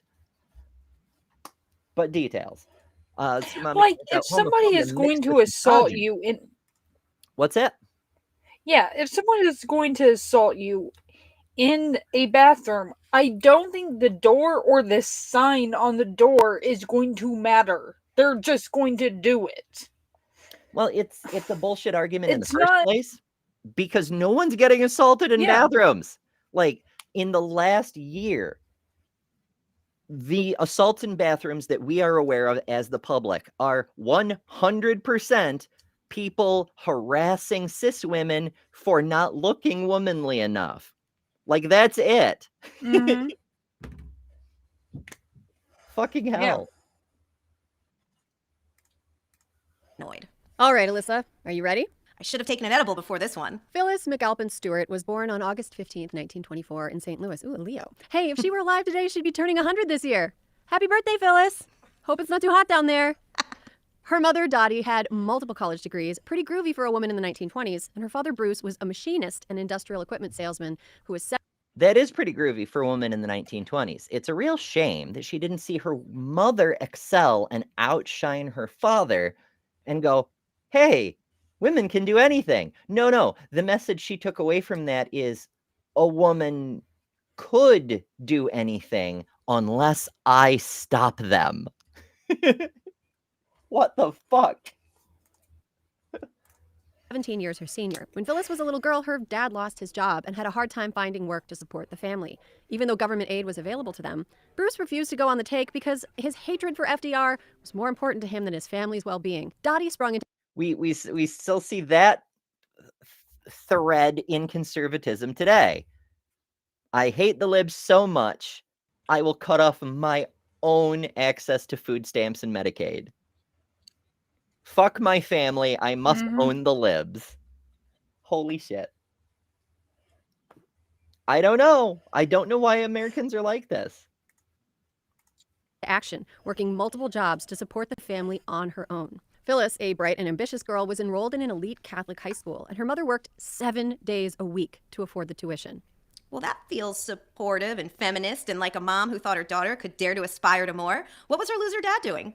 I don't know. World of Warcraft didn't exist in the 1930s. Hitting a hoop with a stick and running down a dirt road. I don't know. Phyllis was a bit of a Lisa Simpson. She graduated from Washington University in St. Louis at only 19 years old and received a scholarship to attend Radcliffe, which was a sister school to Harvard. She had to go to Radcliffe and not Harvard because at the time, girls weren't allowed to attend Harvard. I mean, can you believe? Weird, right? That women not be allowed to go to Harvard. It's almost like there was, sexism or something. I don't know. It's very strange. Now we may get back Something to like Aaron that. and Alyssa if there's time, but I do want to get on to Phyllis herself, because while I frequently say they've been making the same arguments for decades, none of them are anywhere near as good as Phyllis herself, because she is the GOAT of conservative bullshit. Everyone since, all these talking heads we have today, they're pale Xerox copy imitations of Phyllis. And it's wild that they seem to be winning against the Democrats in debates and in elections and things because they're so bad at it when compared to the original. Observe. Audience isn't quite sure whether they're supposed to applaud for you or they're supposed to hate you or what they're supposed to do. Well, they should read my book to find out. Yeah, right. What is the general reaction to it? Are you finding many converts? Are you finding women who come and say, oh, thank God, now we have a voice? Oh, yes. I'm convinced that I speak for the majority of women. They don't want it. Of course she would say that. So she wrote a book. Of course she wrote a book. And you should buy her book because women shouldn't be allowed to write books. And the book proves that. Written by a woman. Never mind.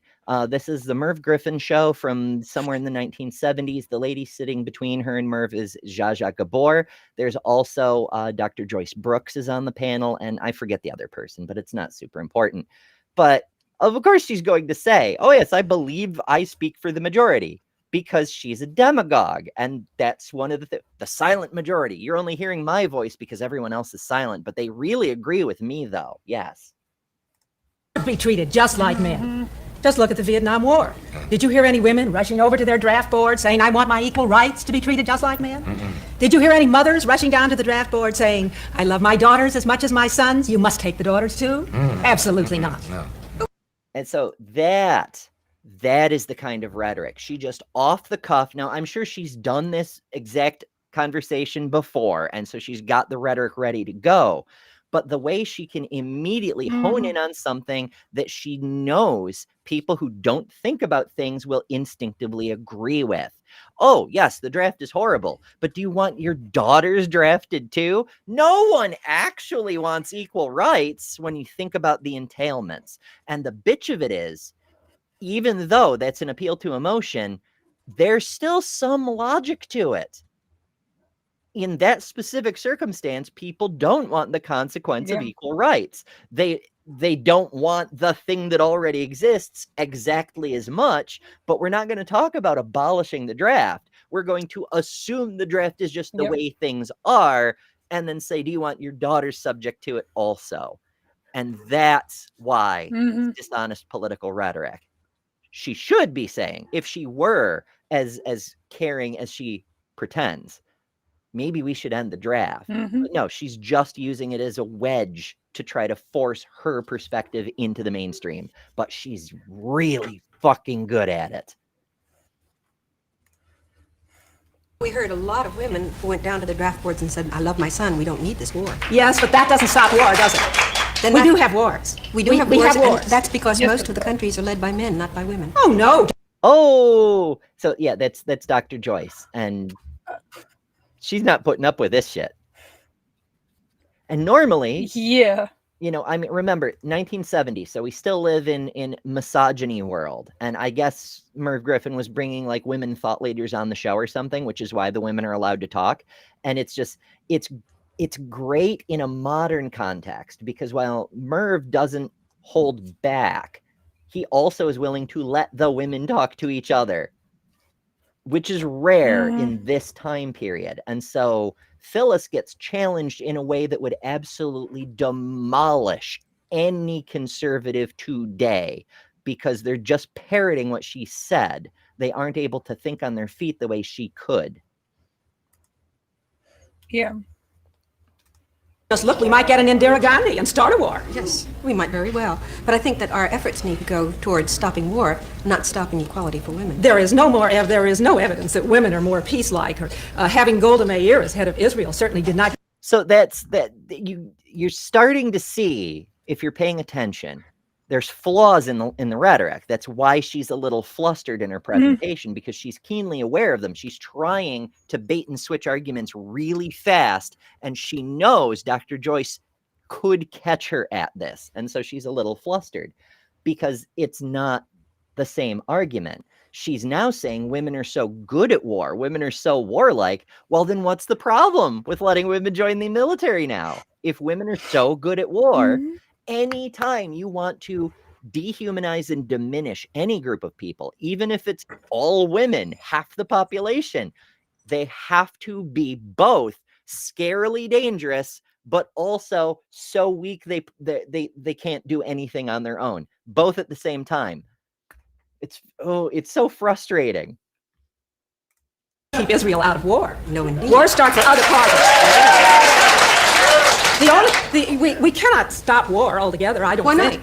Well, maybe we can. You can keep on trying. But meanwhile, but if we don't, before then that I think utopia women have arrives. as much right to fight those wars. If wars are right, then women have as much right and obligation to fight them as the men do. Oh, which war did you serve in? I don't know. Any war. And that's another powerful rhetorical hit. It does not hold up to scrutiny, but the point is not to be illogical. It's to have an emotional punch. That's good rhetoric. It's a bad argument, but it's good rhetoric. Which war did you serve in? Now, this is another double standard, because obviously not only has Phyllis not served in a war either, but neither has any husband or father or anyone in her life or any of the fucking conservatives she backs. You saw the picture of old Phyllis at the Trump podium. Which war did he serve in?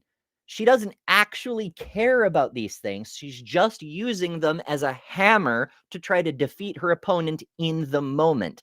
And that's the same tactic smooth brain little fuckers like Matt Walsh and Ben Shapiro try to mimic. They don't care about the truth of the argument or the reality of the matter. They're just looking for every mallet they could lay their hands onto to try to use as a weapon to win an argument in the moment. It's about winning, not finding truth or being correct.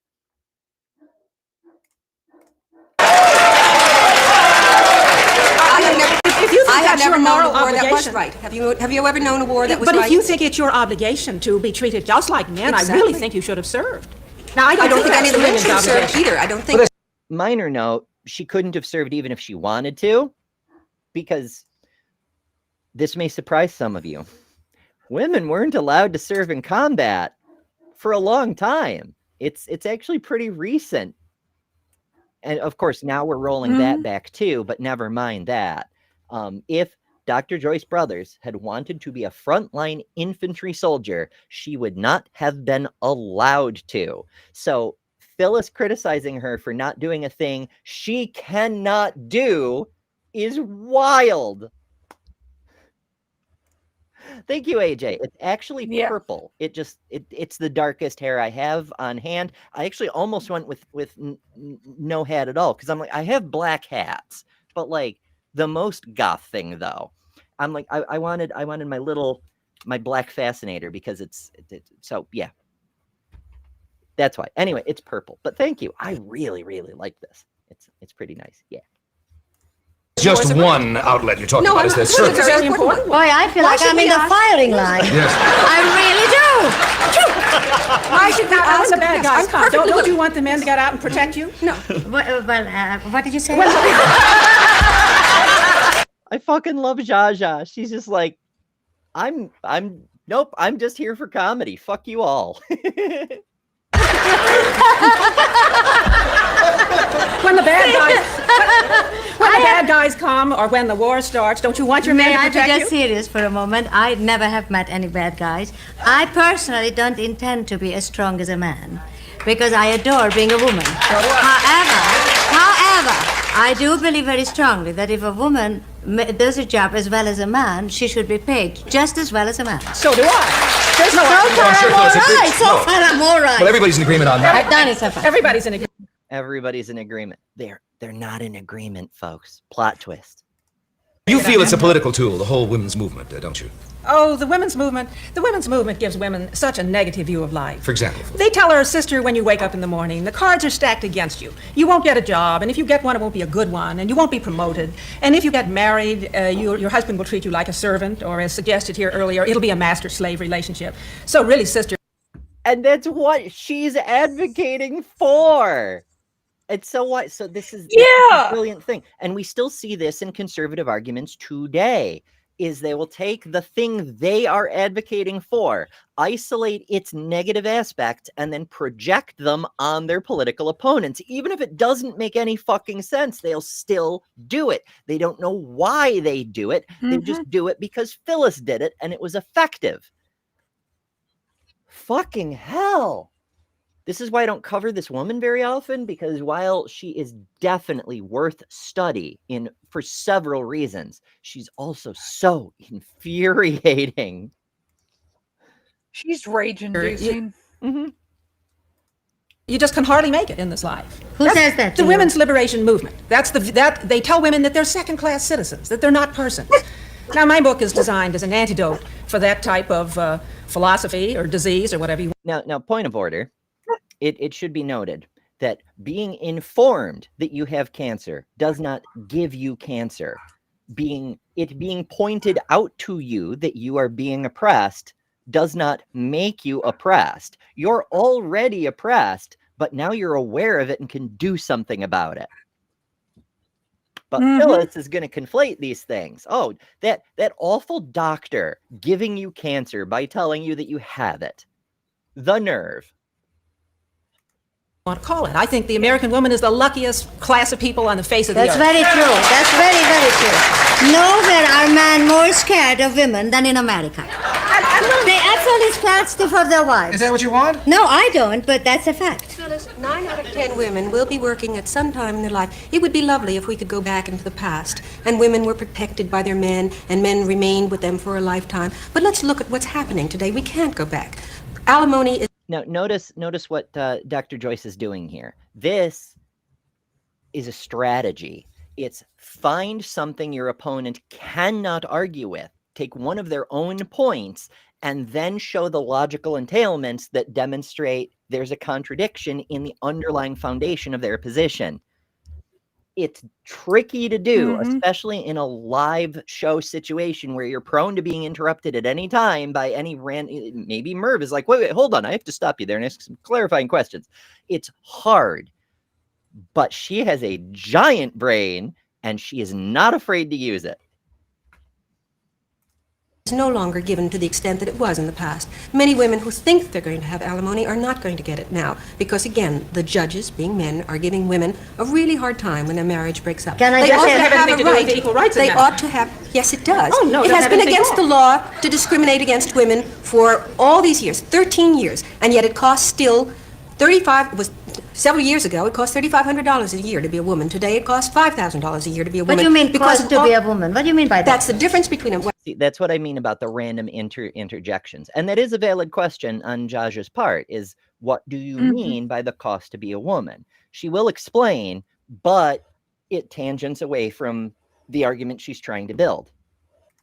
A man is paid and a woman is paid for the same work in all different jobs. It's against the law to do so, but there's such a backlog of cases, of discrimination cases, that if we live to be 100 years old, we're never going to get to all of that backlog of cases. I got to put in one word. I don't believe in alimony altogether. I don't see any reason why a poor fellow who marries a woman has to pay the rest of his life. That other, I have no idea who that other fella is, but whatever the case may be. Now, Jaja, remember, her focus isn't on politics. She tries to be entertaining and charming and be affable and friendly to everyone, but because she's prone to comedy, for context, she had to pay alimony to several former husbands. So for her to say, I don't believe in alimony, it's a self-deprecating joke about the fact that she has had to pay alimony because she's so fucking rich and her husbands are not. But it only makes sense as a joke if you're aware of that background. Well, why don't you take this a step further? Wait a minute. No, I am willing to take it because I Ava, have you ever paid alimony? I did. And I never liked that a lot See, either. well... Yes, but none of this has anything to do with the Equal Rights Well, we're Amendment. not as clever because as you all are. the Equal Rights Amendment does is to make all of our laws sex neutral. And our employment laws are already sex neutral. So ERA will do absolutely nothing for women in the field of employment. If ERA does nothing for women, then why are you bothering to argue about it, Phyllis? Why did anyone bother proposing it if it won't help? And what's the issue? If all it does is make the law sex neutral, why do you have a problem with that? What's the real issue? Not this misdirection, this flim-flam about, oh, what about the draft, though? What's your real problem? Yeah. What will ERA do? It will make every law sex neutral. So the next time the politicians get us into one of these wars, the Selective Service Act, instead of saying all male citizens of age 18 must register, we'll have to say all persons of age 18. That's wonderful. I don't know how to hold a gun. What's so good about that? I don't want to go shoot anybody. Of course not. Neither do the men, and neither do the women. Yeah, but I don't know. And so we would do something about this. I mean, again, Zsa shows that this rhetoric works because Joyce has the obvious superior position. Nobody wants to go shoot people. Nobody should have to be drafted. No. Let's fix that problem instead of preventing an entire group of people from having equal rights because we don't personally want to go shoot people.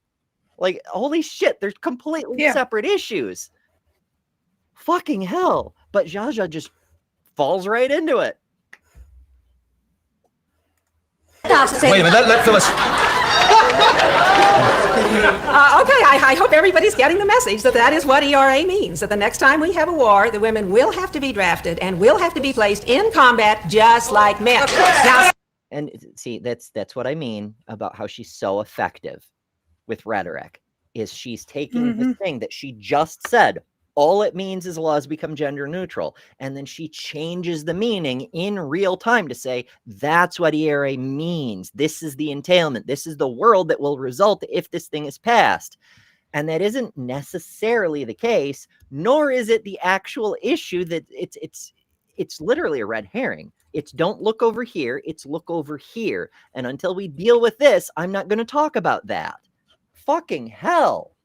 But she's so good at it.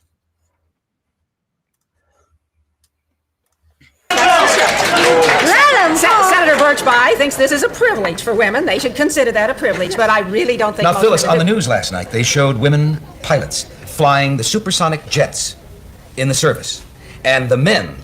Also worth noting, supersonic jets were brand fucking new. Like it wasn't like Chuck Yeager test flight pilot cutting edge, but it was still pretty damn new.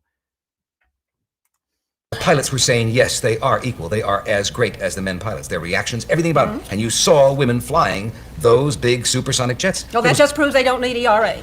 If they can do the job as well as the men, then they can get the what job else today. other than war? And if they don't need it, then it won't hurt them to pass it. And your entire position, Phyllis, is that it will hurt women. Not that it's a neutral law, that it will hurt women. If they don't need it, then it won't hurt them, will it, Phyllis? Holy shit. Or will ERA do? Oh, well, ERA will make all the support laws sex neutral. Therefore, a law that says the husband must support his wife cannot continue to exist. That law must be changed to be sex neutral, and it must.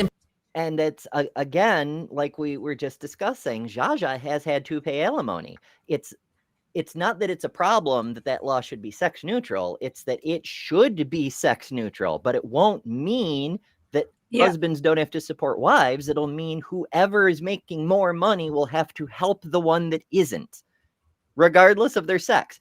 And that's important for other reasons, because Phyllis she's narrowing the field. She's zooming in on a focus point instead of letting people see the whole picture. Because while it would be decades before gay marriage was actually legal, it was already being discussed at this point in history, and it based on the pattern of history at that point. As Martin Luther King Jr. put it, the course of history bends towards justice if you remember to push. It seemed inevitable there would be gay marriage at some point.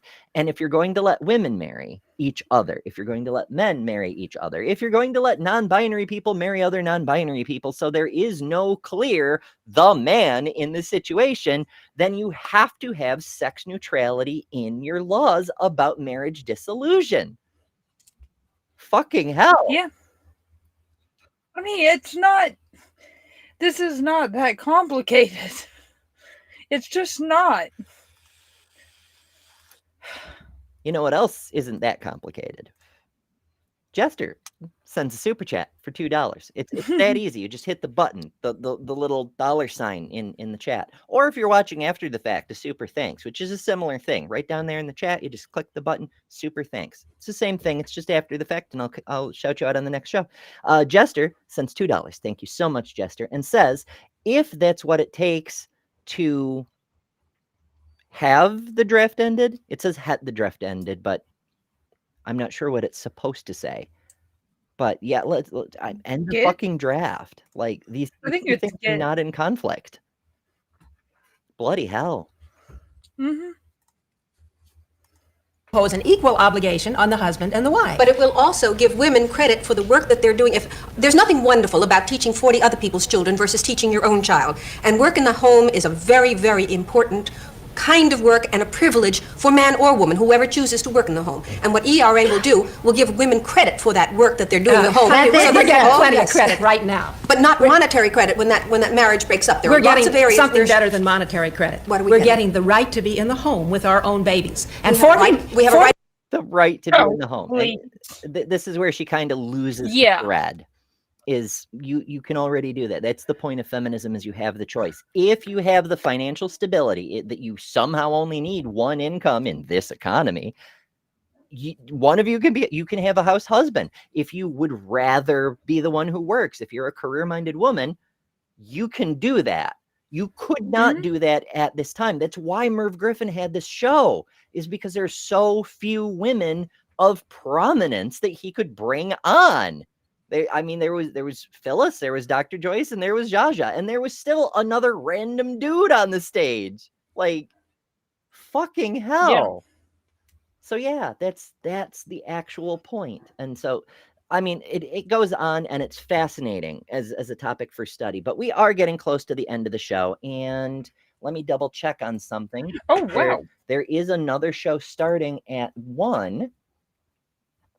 Okay. I have to change a thing, and hopefully the stream will take you over when we wrap up here to Luxander's channel, where it is doing a live premiere that may or may not actually work. But it's about the HBO show True Blood. It's a media analysis thing, and I'm looking forward to it. I hope y'all will join me to watch that.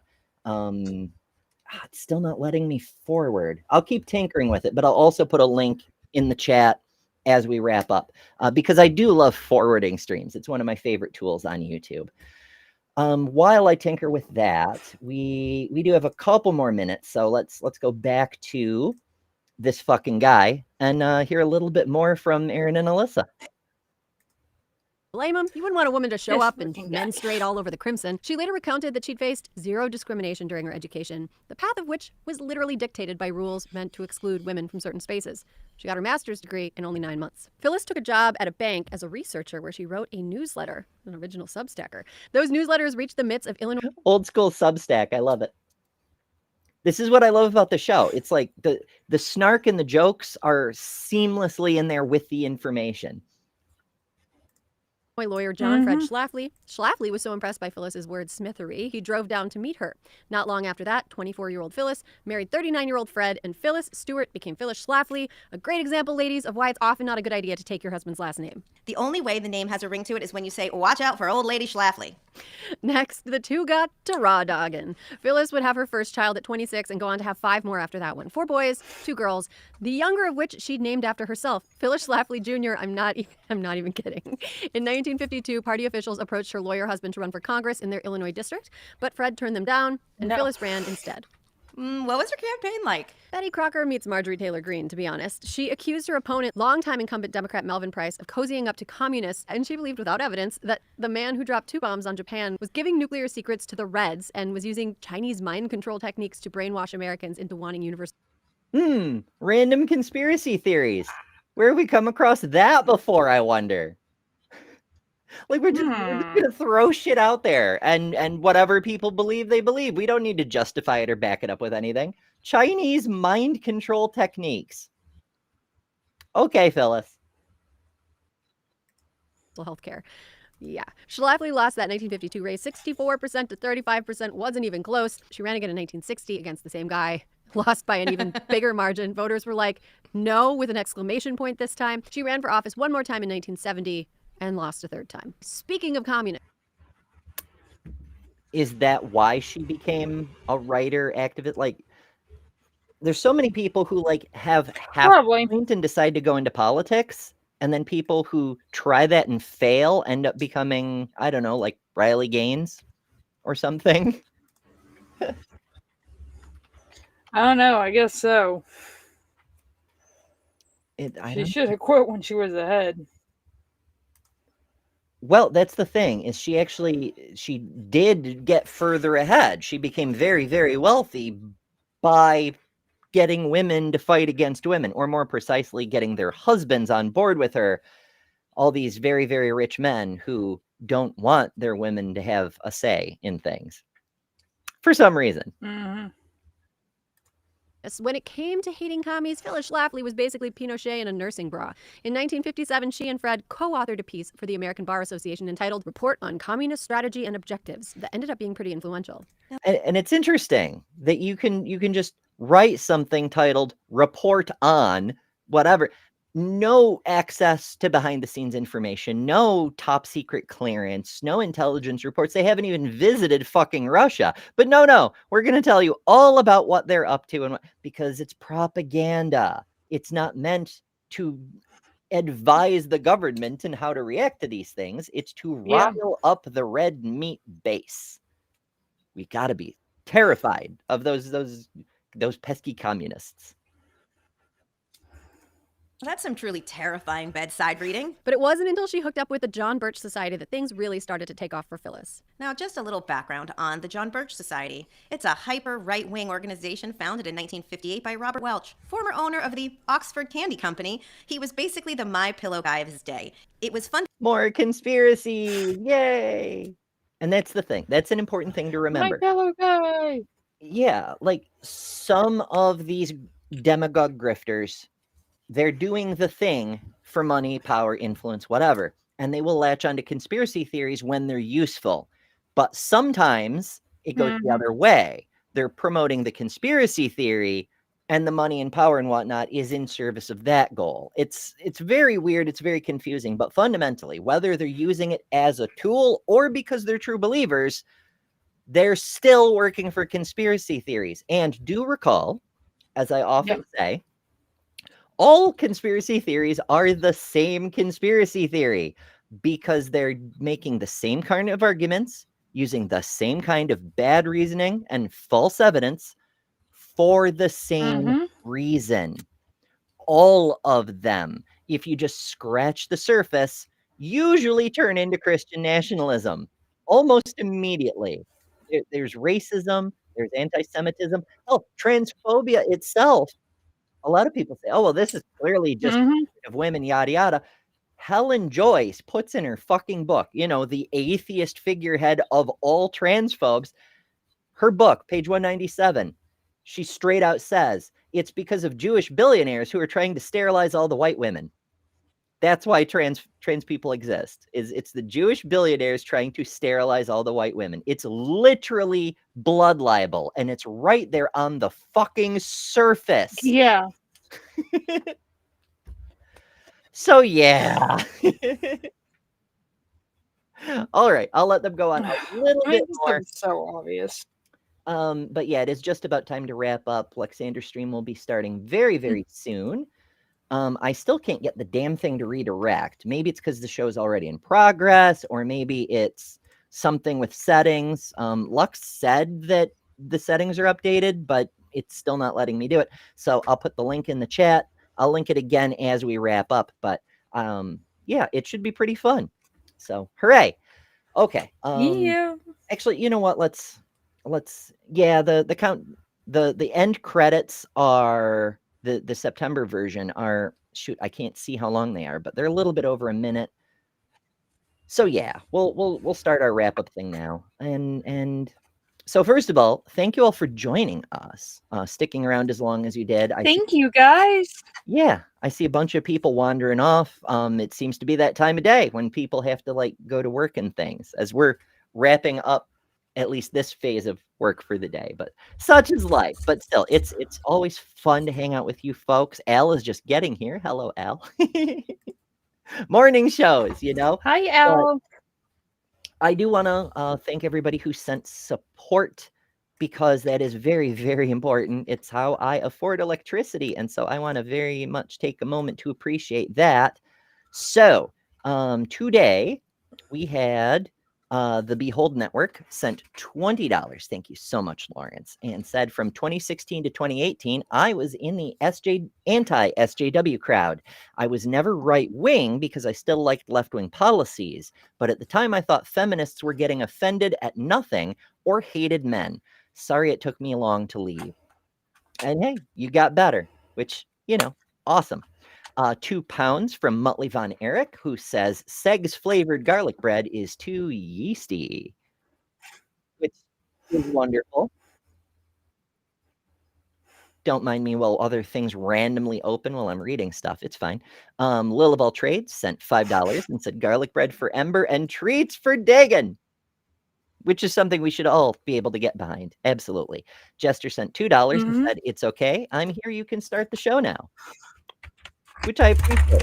And Jester sent $2 saying, if that's what it takes to, I guess, get the draft ended, probably get the draft ended. Yeah, let's end the fucking draft. I mean, we did end the draft, but like at that point, in any case, thank you all so much for being here. And yeah, we do have the credits to thank patrons and top level members. Ember in the credits will explain all about that. As always, remember, you don't have to buy into right-wing rhetoric, propaganda, bullshit, because you are better than conspiracy theory fuck nugget. I'm getting incoherent rage about it. We'll see you tomorrow afternoon, evening, whatever, for the next debate review. Toodles, folks. Thanks to all our patrons and top-level members for September. Miranda, Karen Butcher, Jessica the Trans Metal Alchemist, Robin Webster, Maya Adkison, Jimmy Tux, Ian Chen, Malaysia, The Barely Bearable Atheist, Eric Wander, Jason Jacoby, Godless Engineer, Jester, Lil of All Trades, Deviant Outcast, and Kelly King, the Detroit Atheist Queen. And you can add your name here next month by signing up at patreon.com/betterthanember or by joining Emberships here on YouTube at the Cinder level, which also includes all the custom emojis, tons of member-exclusive content, member-only live streams, and a bunch of other stuff. I deeply appreciate all the supporters who keep this channel going. Thank you all so much. Because of you, we're building a wonderful community that I'm very proud of.